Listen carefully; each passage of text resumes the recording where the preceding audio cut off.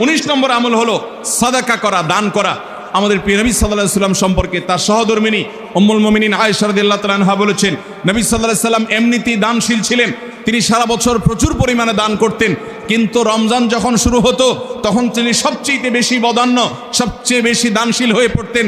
তার দানশীলতা এত বেড়ে যেত যে মুক্ত বাতাস যেরকম সব জায়গায় পৌঁছে যায়, যে জায়গায় মানুষ চায় দরজা খুলে রাখে সেখানেও যায়, কোনো একটা ফাঁক ফোকর পেলে সেই জায়গায়ও মুক্ত বাতাস প্রবেশ করে। নবী সাল্লাল্লাহু আলাইহি ওয়াসাল্লামের রমজানের দানটা এরকম ছিল যে চায় তাকেও দিতেন, যে চায় না তাকেও দিতেন। তিনি দুই হাতে দিতেন। তিনি অনেক বেশি সম্পদশালী ছিলেন না, কিন্তু যেটুকু ছিল অকাতরে তিনি দান করতেন। আম্মাজান আয়েশা রাদিয়াল্লাহু তাআলা হাদিস থেকে বোঝা যায় রমজান মাস দানের মাস। এই জন্য নবীজি বছরের অন্য যে কোনো সময় চাইতে রমজানে বেশি বেশি দান করতেন।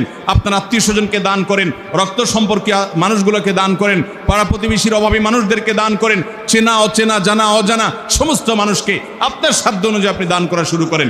এটা রমজান মাসের গুরুত্বপূর্ণ একটা আমল। এবং 19 নম্বর আমল